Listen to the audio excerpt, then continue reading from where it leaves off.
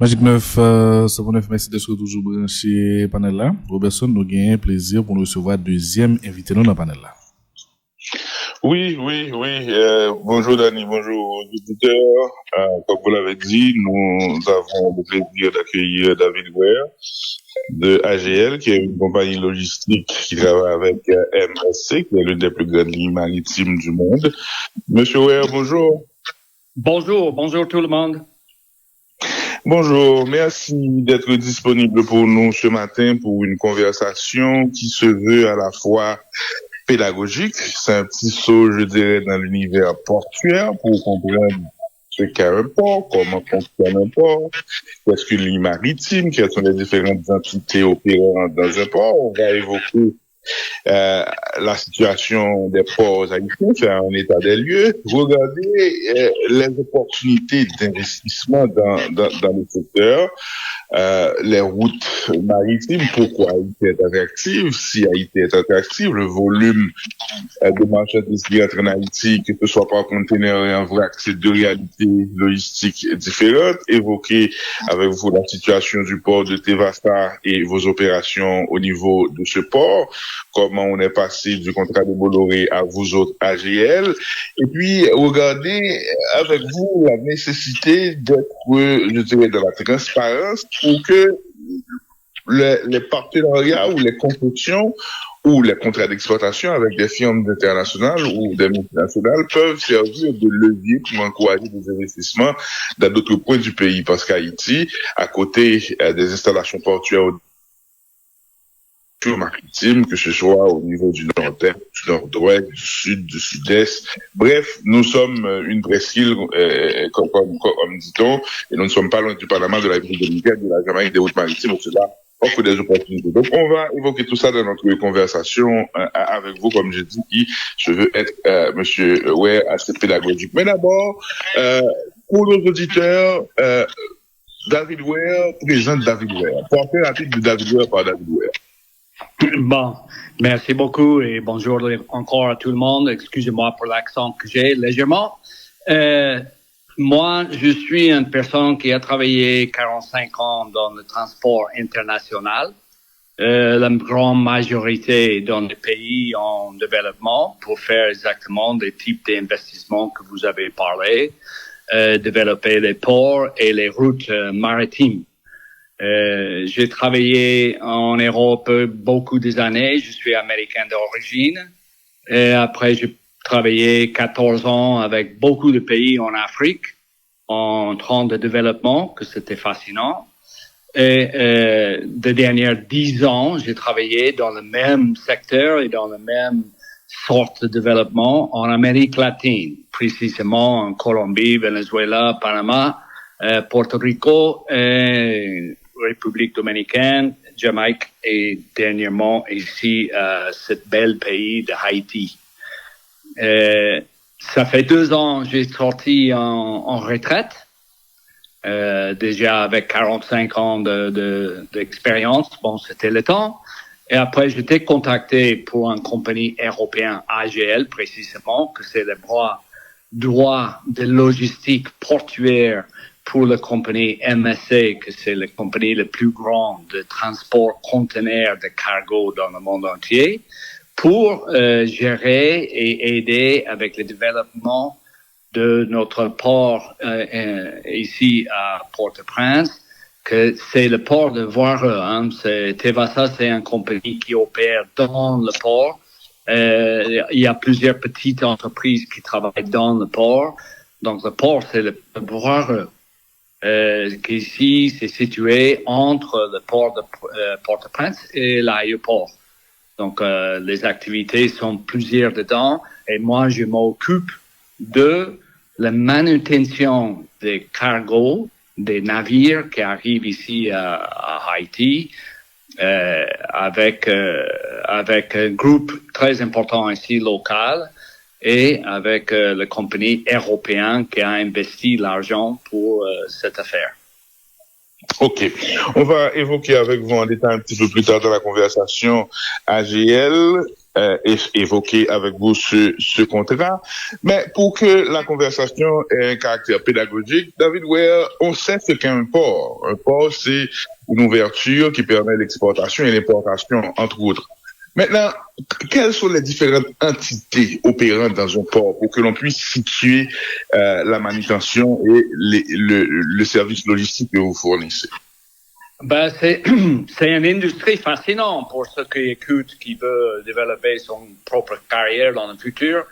La logistique et les situations portuaires, c'est les activités portuaires dans n'importe quel pays dans le monde entier.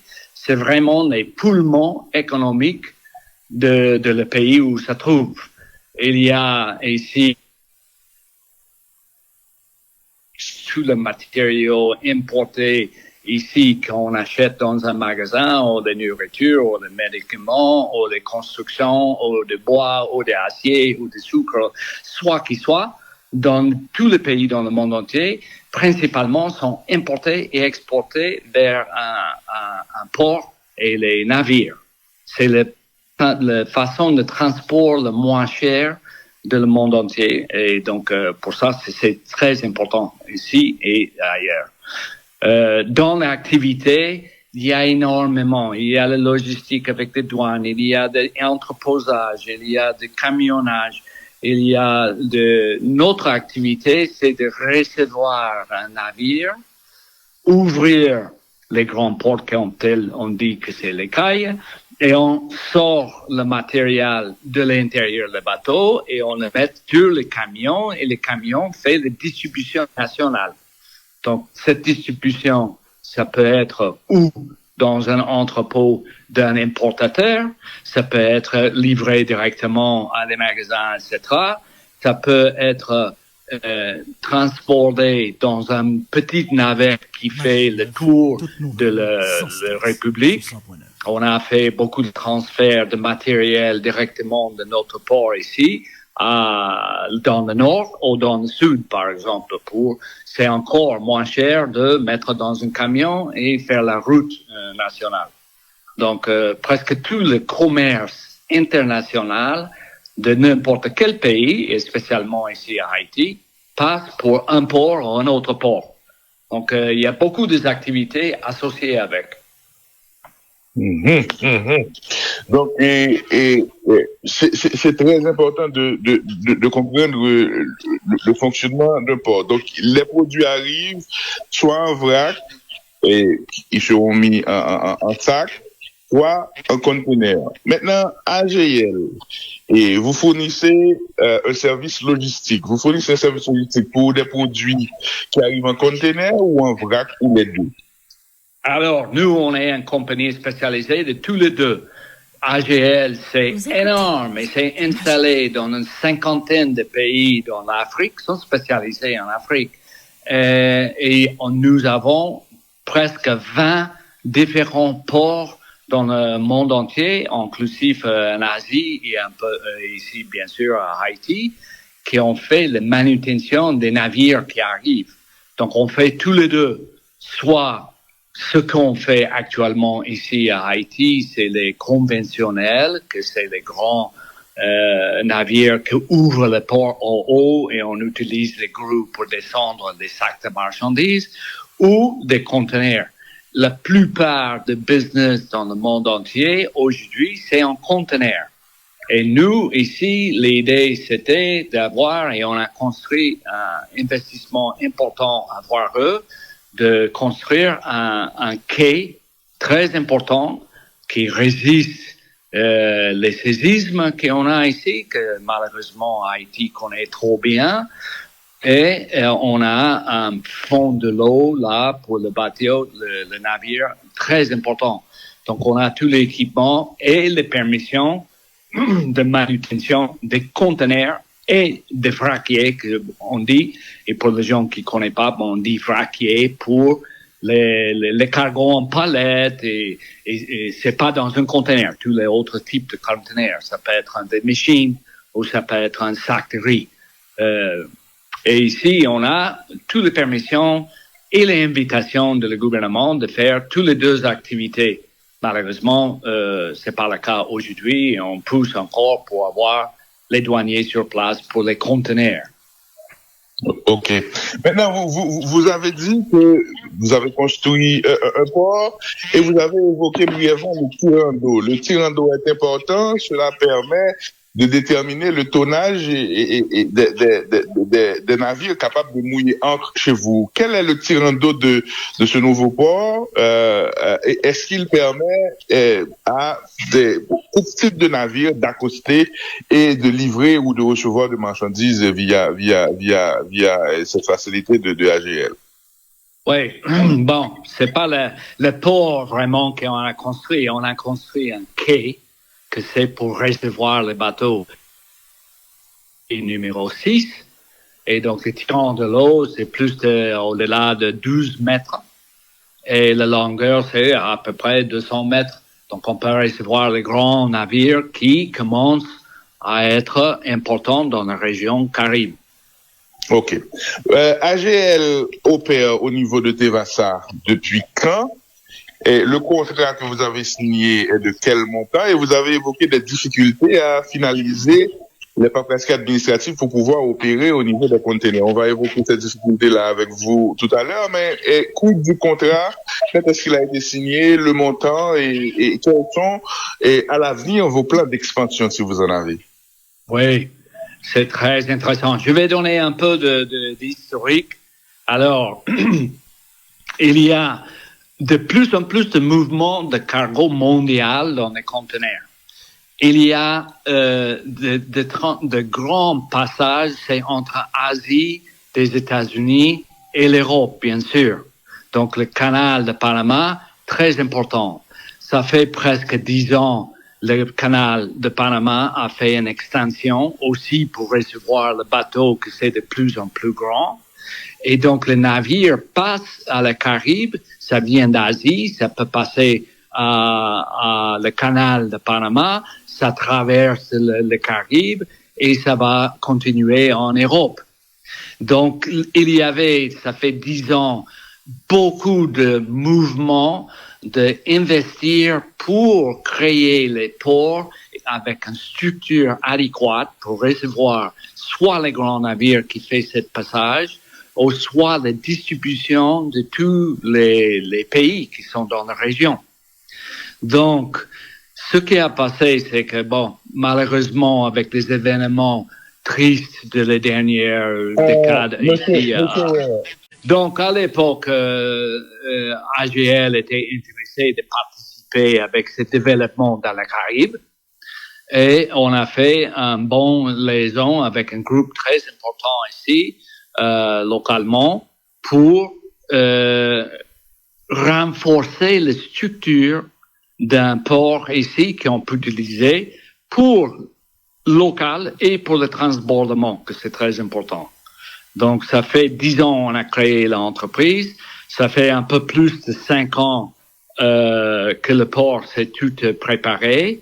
De toute façon, dans le port de Voireux, il y a des autres quais qu'on reçoit et on a utilisé pendant tout le temps de la construction de la nouvelle quai. Le nouvel quai, c'est investissement précisément pour les conteneurs. Donc, avec les importations des grues, des équipements, tracteurs, trailers, flatbed, tout l'équipement qu'il faut terrestre pour recevoir et mouver les conteneurs sur place. Donc, ça, c'était partie de développement simultanément avec Jamaïque. Kingston a fait la même chose. Cartagena a fait la même chose. Panama a fait la même chose. Et République dominicaine a fait la même chose. Donc, c'est important pour le Caraïbe, ce type de développement portuaire, non seulement pour le pays local, mais aussi dans le local, utiliser ce port pour transporter et distribuer dans les autres pays voisins qui sont peut-être trop petits pour recevoir un grand navire. Donc, depuis, on est là en train d'opérer jusque maintenant les conventionnels et on attend depuis plusieurs années les douaniers sur place pour recevoir les conteneurs aussi, que c'est un peu de souci de le sujet aujourd'hui, pour que le gouvernement soutienne les gens importants comme MSC et AGL qui a décidé à venir à Haïti et investir. C'est un peu triste que il y a des invitations et supports de compagnies de gouvernement pour venir ici et investir, et après, à la dernière minute, il n'y a pas de soutien d'opérer. Nous parlons de quel montant là en termes d'investissement? Alors nous avons mis plus de 60 millions de dollars. Et les choses un peu intéressantes dans le monde de développement et d'investissement, etc., il n'y a aucune compagnie qui a dans sa poche de pantalon 60 millions de dollars. Mais avec l'autorisation et les invitations et les encouragements du gouvernement, on prépare un dossier et on va à les différentes institutions pour faire le financement de cet investissement. Et donc, nous avons utilisé deux grandes compagnies très connues. Un, c'était Citibank et l'autre, c'était Proparco, que c'est situé en Europe. Et avec le dossier, eux, ils ont accordé de financer ce type d'investissement pour la construction et l'importation de l'équipement adéquat pour gérer cette gestion. Donc aujourd'hui, on est en train de payer ses dettes sans avoir l'opération conteneur pour revoir l'argent. Donc c'est un peu précaire la situation.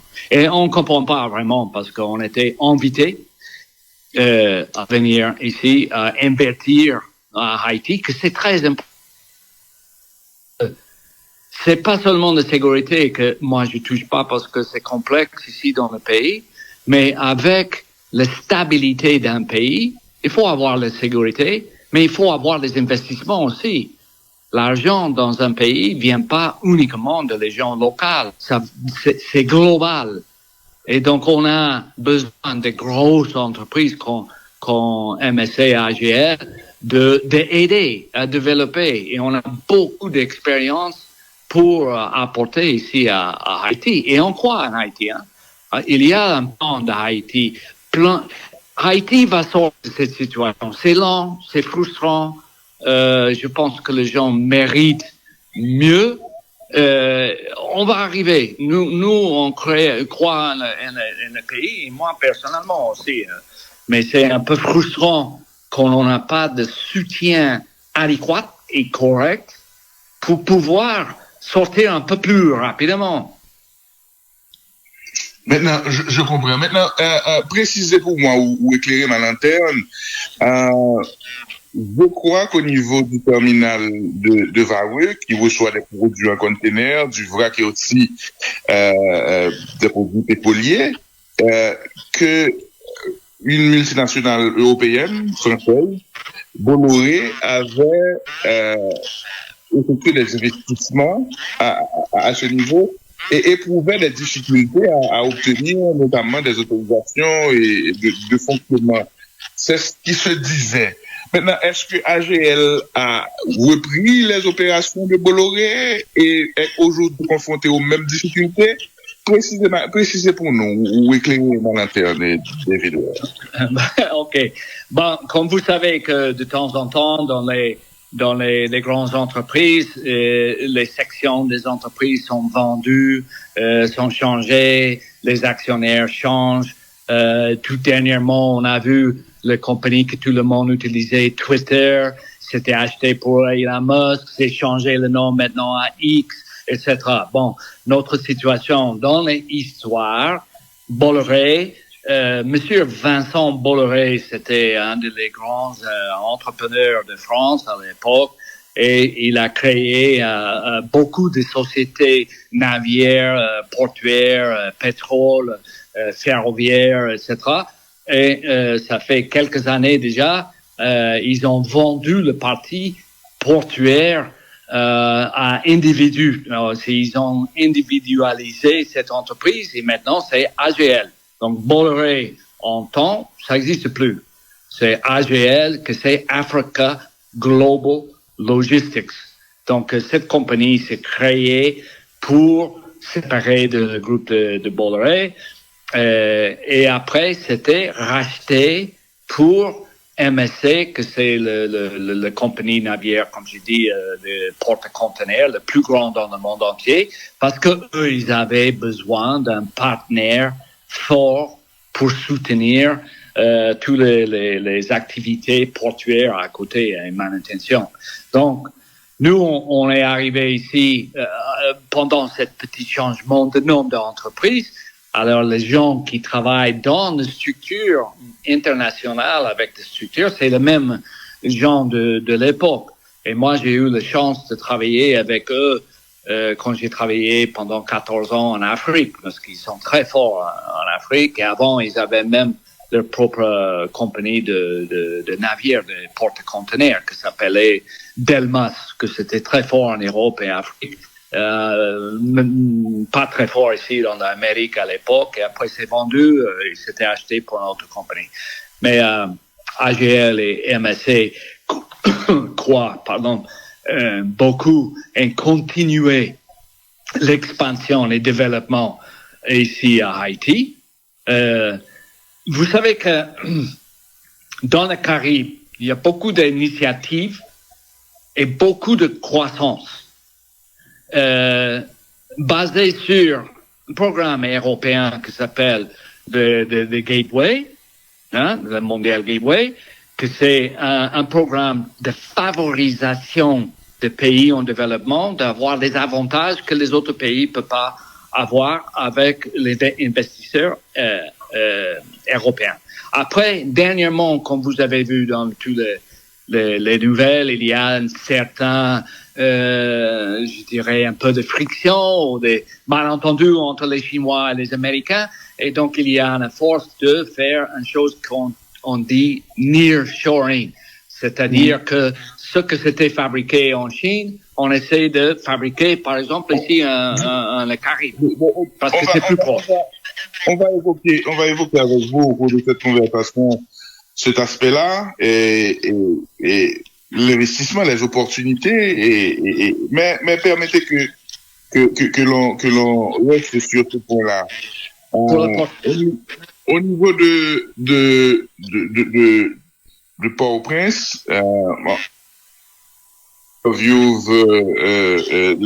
officiels de la PNI l'indiquent, ils parlent de la capitainerie du port et au niveau de la baie de Port-au-Prince, il y a 6 à 8 installations portuaires et parmi les plus importantes, il y a l'APN, CPS, je présume, je crois qu'il fournit le même service que fournit l'AGL et d'autres compagnies qui font ce travail. Au niveau de la FITO, c'est aussi une autre installation portuaire qui se développe, qui reçoit et des marchandises et des lignes maritimes mouillantes au niveau de son quai et l'embarcation et le débarquement de produits se fait là sans difficulté. Maintenant, là, une question très simple.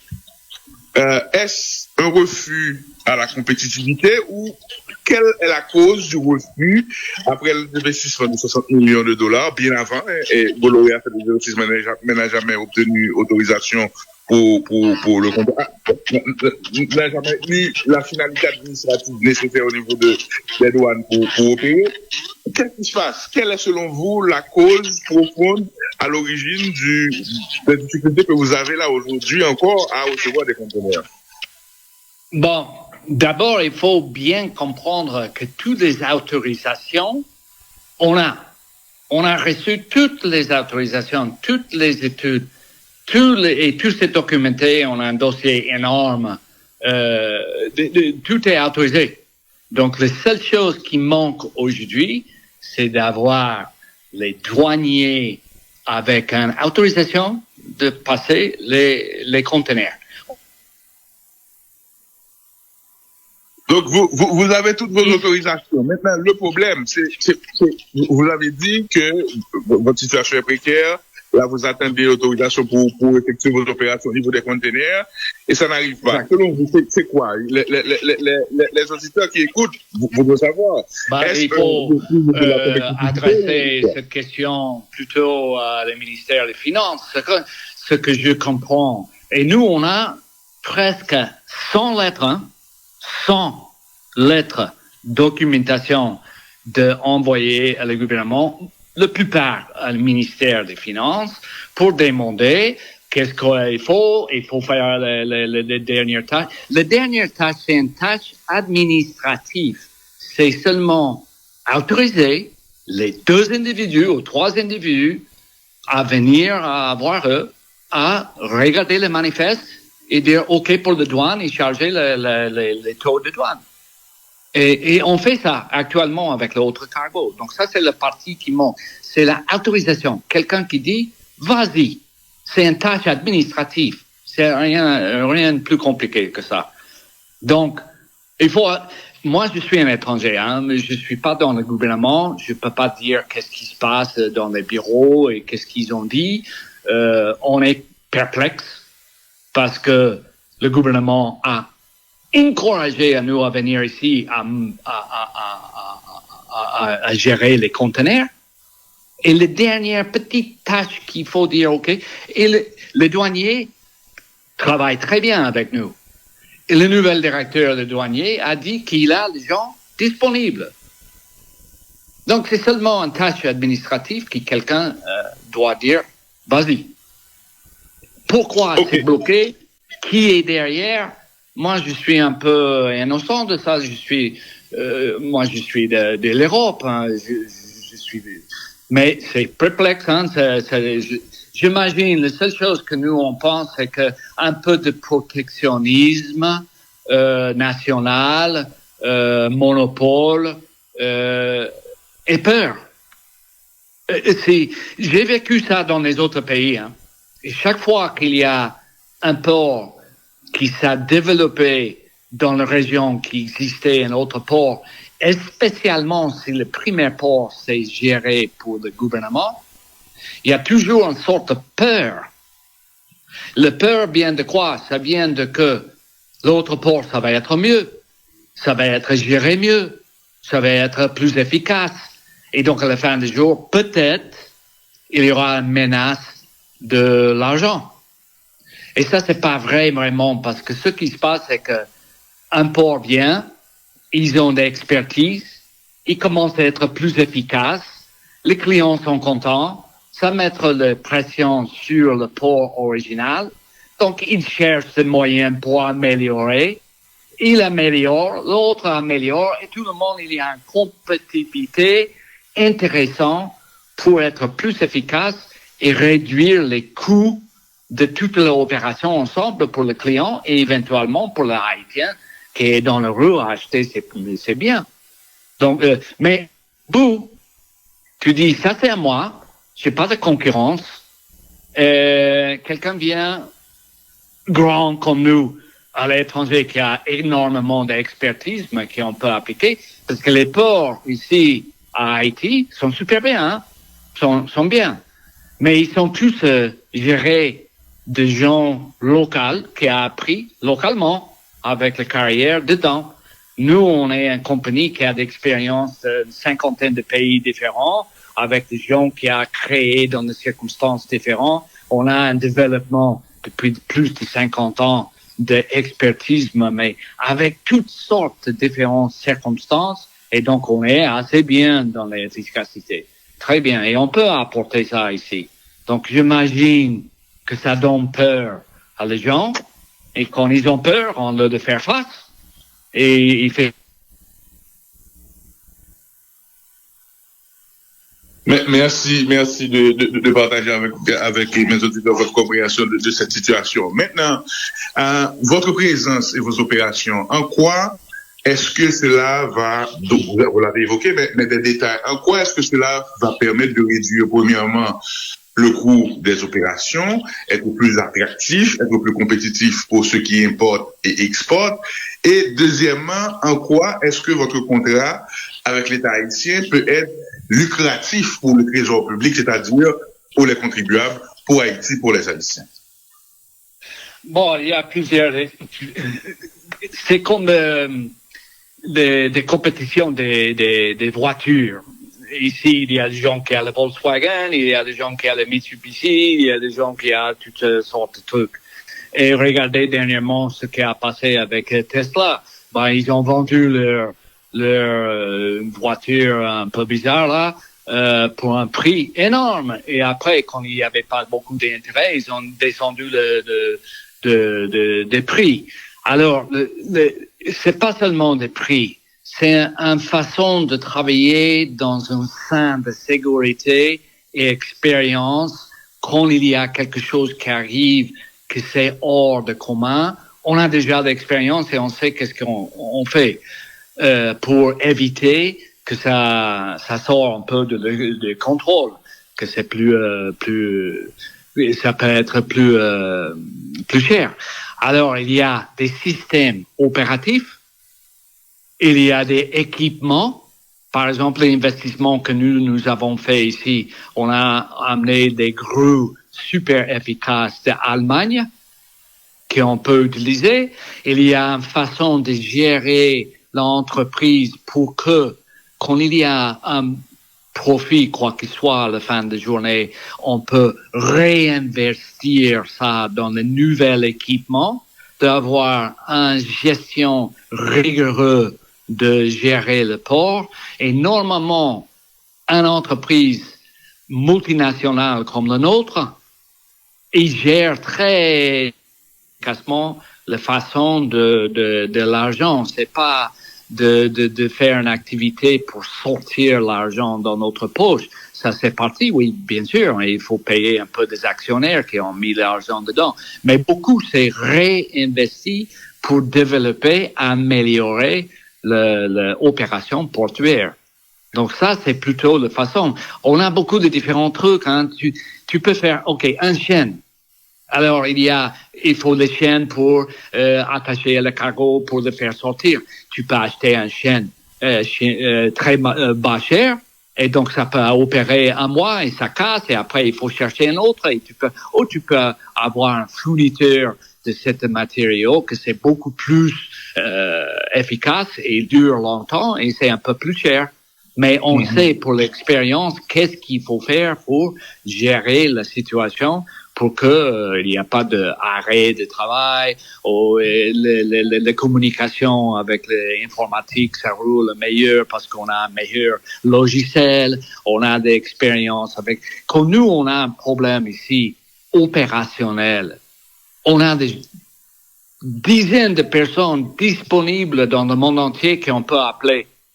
Et donc, ils vont déplacer quelqu'un d'expertise dans la situation pour arranger s'il faut. Une compagnie peut-être locale n'a pas ce réseau disponible à ses dispositions. Donc, il faut débrouiller autrement, avoir un autre fournisseur. Il y a milliers de différentes choses d'être plus efficace. Okay. De choses, oui.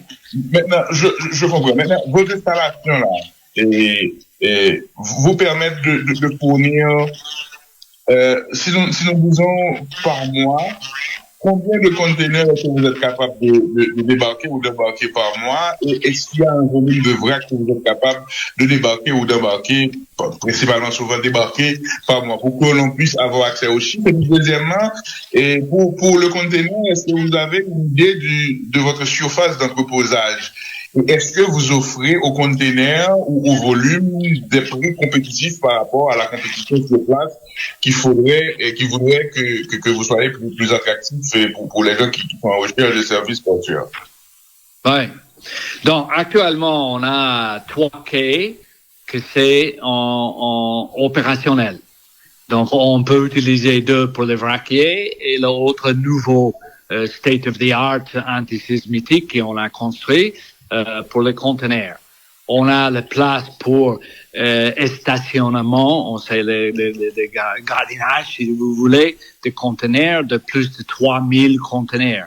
On a la possibilité de plus de 40 pour brocher pour le matériau qui vient réfrigérer. Excusez-moi la prononciation. Les produits froids, des choses congelées. Nous, on est là, on peut facilement manipuler 5 000 ou 2 000 par mois des conteneurs. Ça dépend beaucoup de la rapidité de sortir des conteneurs une fois que c'est arrivé sur place. Mais on a largement de place. Et le plus important, et ça c'est très important, on a la terre, on a des disponibilités et on a envie d'expansion, de construire encore un autre quai, d'avoir plus de positions pour recevoir le cargo, de construire des entrepôts, des silos pour les grains et céréales. Mais pour le moment, vu l'impasse qu'on a avec une tâche administrative et coopération et support de le gouvernement pour avoir les douaniers sur place, on est là en train d'observer. On a arrêté, on regarde. On ne veut pas continuer à mettre l'argent dans un trou quand on n'a pas de coopération locale. C'est un peu bizarre, ça. Je comprends. Maintenant, évoquons avec vous le plan d'expansion. Est-ce que vous envisagez de construire ces infrastructures autour du terminal de Vareux et à long terme, compte tenu des routes maritimes qui existent, est-ce que AGL et MSC envisagent des investissements portuaires dans d'autres points du territoire national? Oui, on a... Alors, AGL, c'est intéressant parce qu'il fait beaucoup de structures, d'infrastructures, si vous voulez, de transport. Donc, ils sont aussi export de ferroviaire, ils sont export de beaucoup de différents, de camionnages et de choses comme ça. Mais comme je dis, nous, on a un plan, phase 1, phase 2, phase 3, pour regarder dans le futur. Mais pour le moment, si je téléphone, je parle avec des gens en Europe, toujours c'est des conteneurs d'abord et on verra. Les conteneurs d'abord et on verra. Parce que tout le monde est frustré avec 60 millions de dollars investis en Haïti et que nous on est en train de payer des intérêts dans la banque et sans opération pour récupérer l'argent de les activités. Donc oui, on est là. Alors, la compagnie de AGL et MSC, mais particulièrement les gens qui gèrent AGL, a un plan social. Ils sont une compagnie qui jamais ils vont abandonner un pays qui a des difficultés. On a travaillé en Soudan, on a travaillé avec les compagnies de différents pays en problème. Jamais. Donc on est là, mais on peut pas continuer à jeter l'argent dans un trou noir. Je comprends parfaitement et ce message-là est clair. Et là, cette simple formalité administrative qui est bloquée en dit long et de l'état d'esprit de ceux qui dirigent ou des capacités de ceux qui peuvent bloquer la roue ou la machine administrative. Il y a des gens qui vont sûrement faire cette réflexion. Maintenant, un autre aspect est très important. Le volume de conteneurs exportés vers Haïti, ce volume-là a diminué au cours des dernières années. N'empêche que les douanes ont pu, grâce à une politique assez agressive, faire augmenter les recettes de l'État. Mais ce qu'on sait moins, nous autres du public, moi comme journaliste et les gens du public, c'est la rentabilité des opérations portuaires d'une manière générale. Et en quoi est-ce que les opérations portuaires sont rentables pour un État et pourquoi est-ce qu'il faut être dans la transparence et où est-ce qu'on peut avoir accès à des chiffres pour savoir ce que génèrent des opérations portuaires et à l'année en fonction du volume de conteneurs ou de vrac reçus? Oui, ça c'est un sujet assez chargé. C'est vrai que dernièrement, le volume principalement de l'exportation d'Haïti a diminué pour la situation sécuritaire. Et comme je dis au début, il y a demain dans le développement et croissance d'un pays. Un, c'est la stabilité et sécurité. Et moi, je suis pas un expert dessus. Et l'autre, c'est des infrastructures et investissements.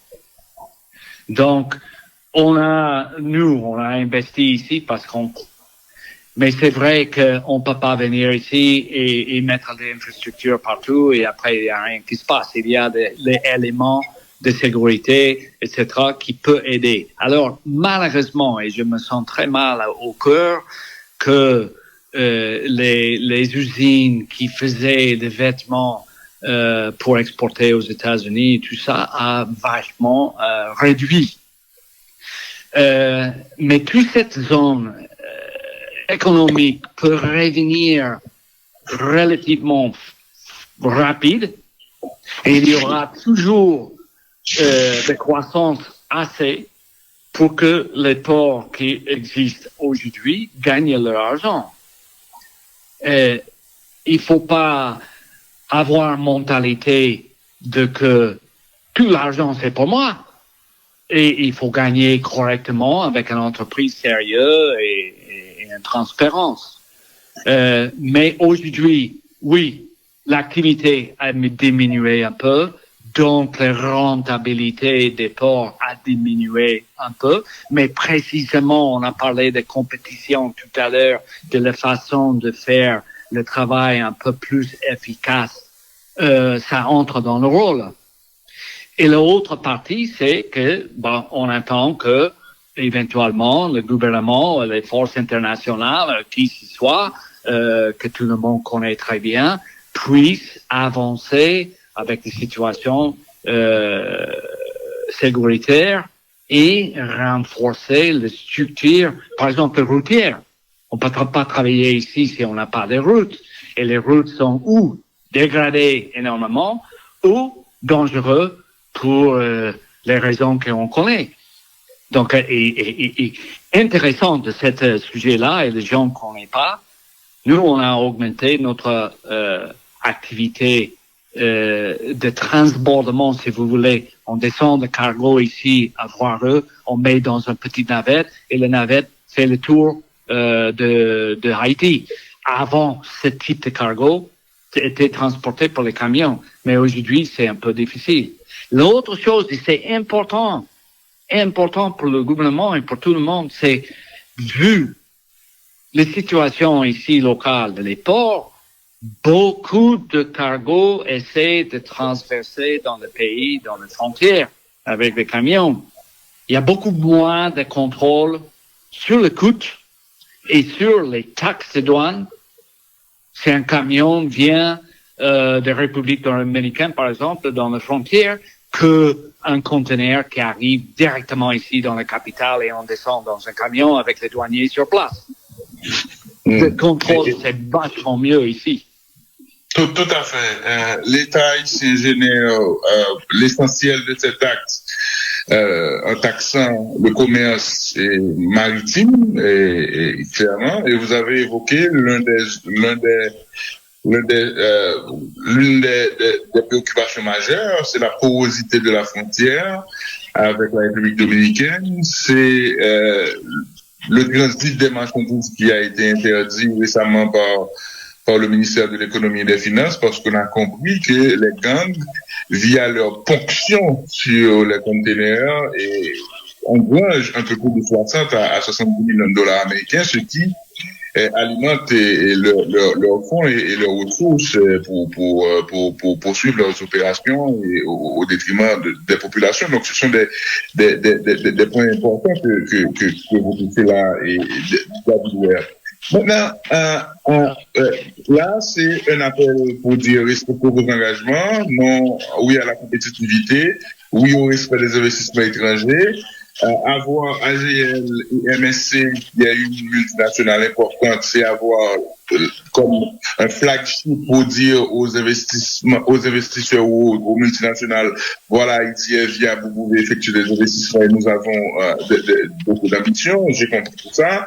Maintenant, abordons un autre aspect, vous l'avez sommairement évoqué, c'est le nearshoring. Là, on a un peu de perspectives avec l'administration Trump qui impose des taxes et qui croit, pour des raisons économiques et particulièrement de sécurité nationale des États-Unis, qu'il faut rapatrier ou encourager le rapatriement d'infrastructures productrices près des ports, près des côtes américaines, disons-nous. Maintenant, le nearshoring en tant que nouvelle réalité politique et économique, qu'est-ce qu'elle apporte comme opportunité d'investissement pour Haïti, David Ware? Bon, le nearshoring, c'est très important parce que il y a deux raisons. C'est pas seulement les tarifs et la façon que le président des États-Unis actue ou actue pas. Des motivations de ça très importantes, c'était tout après le Covid qui a passé dans le monde entier et affecté pendant une période, il n'y avait pas de mouvement de tout de cargo et tout à coup ça a revenu et il y avait des problèmes de disponibilité des conteneurs, des camions, des conducteurs. À une époque, on avait à Los Angeles et à New York des centaines de navires en train d'attendre leur position pour arriver dans le port, décharger des conteneurs. Après, on a déchargé, on n'avait pas d'espace. Après, et le coût de fret à cette époque s'est augmenté de $3,000 en disant pour un conteneur à presque $20,000 pour un conteneur. Donc, il y avait un mouvement énorme de dire, tu sais quoi, on va passer la fabrication de ce type de matériaux, de textiles, le assemblage d'équipements, etc., dans les pays plus proches pour que on a moins de coûts de transport et moins de congestion. Donc ça, c'est un impulse d'énergie dans le nearshoring que c'était super important. Et donc ici, on avait, et malheureusement, avec les événements ici, on a raté un peu de ça parce qu'on a de grandir, par exemple, des textiles. On a diminué parce que le problème sécuritaire et autres a causé que Haïti n'a pas pu profiter de cette politique. Mais ça, il faut.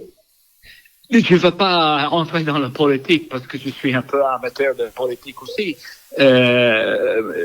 L'idée que la fabrication et manufacturing va rentrer aux États-Unis et que les États-Unis va être un pays comme c'était dans les années 50, indépendant de tout le monde, c'est complètement artificiel, fictieux. Mais ce que c'est intéressé pour les gens professionnels dans le gouvernement, je ne parle pas des politiciens, il sait que partie de l'économie des États-Unis, c'est basé sur la sécurité des pays voisins, de l'Amérique latine, de l'Amérique centrale, de les Caraïbes. Donc, c'est dans l'intérêt global, dans un contexte un peu plus large, d'encourager de développement, de manufacturing et fabrication dans les Caraïbes pour que deux choses.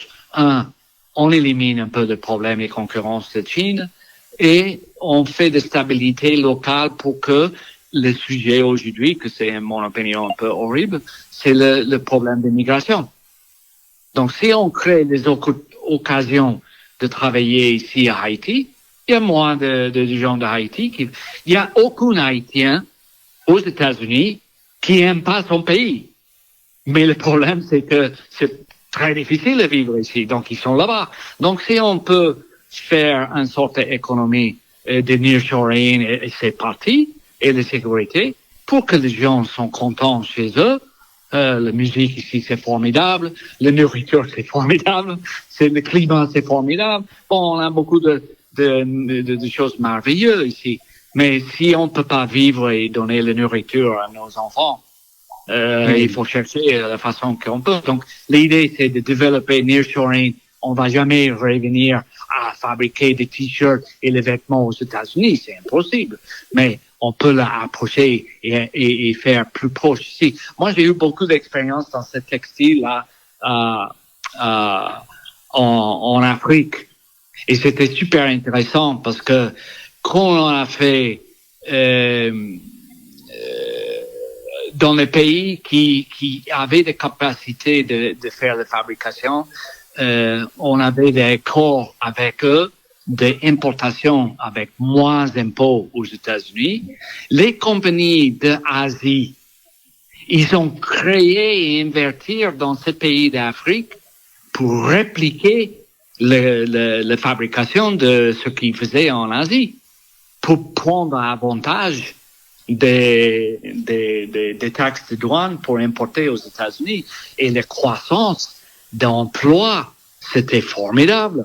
Moi, j'ai vécu tout ça.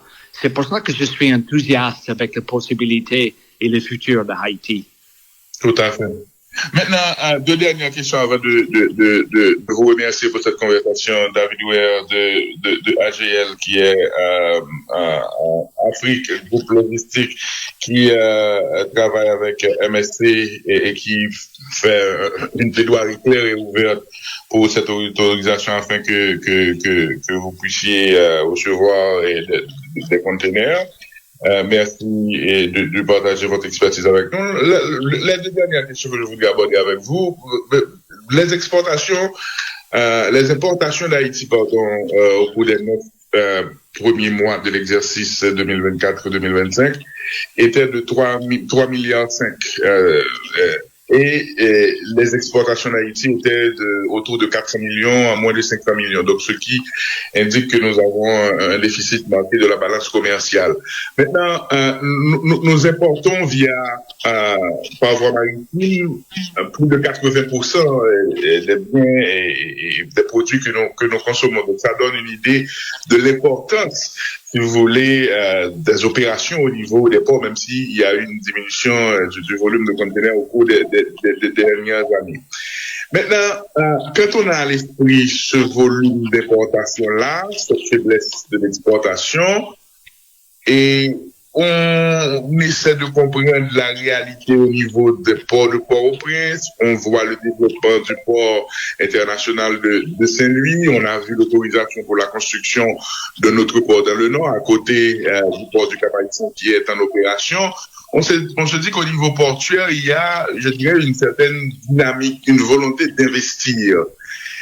Quel regard est-ce que vous portez sur cette volonté d'investir et dans le secteur, David Ware? Bon, les investissements, comme je dis avant, c'est les infrastructures des pays, c'est primordial pour même faire une usine de fabrication de t-shirts. Non, si on fait une fabrication, investissement ici d'un produit quelconque et on n'a pas le moyen de bouger le conteneur, le matériel de l'usine à le port d'exportation, soit l'aéroport, soit portuaire, c'est nul. Donc, c'est tout un ensemble de choses. Et nous, on a une association ici, c'est l'association des ports privés, qui s'appelle Alpha, on a fait beaucoup de communication très bien avec le gouvernement, et le gouvernement s'était ouvert dans ces respects-là. Le port du Nord a une activité intéressante, c'est un peu restreint, c'est relativement pour la taille. Dernièrement, le port de Saint-Louis a reçu l'autorisation de commencer des opérations aussi très intéressantes. Il y a la place pour tout le monde pendant qu'on fait aussi attention des autres investissements. Et je reviens, je veux pas plaindre trop de notre situation qui est proche à nous, mais l'exemple de blocage que nous avons souffert, c'est pas un bon exemple pour les autres investisseurs mondiaux qui regardent la possibilité d'Haïti. Super. Ma dernière question, David Weir, merci de cette conversation très intéressante. Si je vous demande make the case auprès de l'auditoire, du public haïtien, des Haïtiens, pour qu'ils comprennent la nécessité de compétitivité dans le secteur portuaire, pour qu'ils comprennent qu'il y a des opportunités d'investissement, pour qu'ils comprennent que des investissements dans un cadre sain, réglementé, transparent, équitable, peut avoir des retombées bénéfiques sur le pays d'une manière générale. If I ask you to make the case, comment make the case, David Weir? Ma dernière question. Comment, excusez-moi, la dernière, comment de quoi? Comment convaincre la population de l'utilité, de la transparence, d'absence de blocage que vous évoquez là? Et make the case. Comment c'est rentable? Est-ce que vous payez des taxes? Et est-ce que par rapport à vos services, les frais portuaires vont diminuer? Est-ce que cela va avoir des répercussions dans la poche du consommateur final? Et est-ce que cela va être bénéfique pour l'importateur, pour le commerçant, pour l'exportateur, j'espère, dans les prochaines années, des filières comme le café, le riz, pardonnez-moi, la manque. J'espère qu'ils vont revenir en opération. Make the case. Essayez d'expliquer pourquoi il faut avoir de la transparence, de la compétitivité et aussi un environnement qui permet à l'État de rentrer des frais intéressants et des dividendes intéressantes sur les opérations portuaires. Make the case, auprès du public. Ouais. Bon, il y a plusieurs niveaux de ça. Ça, c'est l'économie. Si je comprends bien, comment est-ce que ça affecte un Haïtien qui habite ici dans le quartier et sa vie routinière. Mais il y a plusieurs choses. Un, nous, on peut faire le travail plus efficace quand il y a des compétitions. Si c'est plus efficace, en principe, on a une compétitivité entre nous pour, s'il y a quelqu'un, c'est comme nous, on va à un magasin et on dit, on veut je sais pas, un soupière. Bon, le prix c'est X. Si on achète 10, ben il descend un peu plus. Mais j'ai un restaurant, je vais acheter une centaine. Le prix unitaire, c'est un peu moins. C'est dans le même contexte.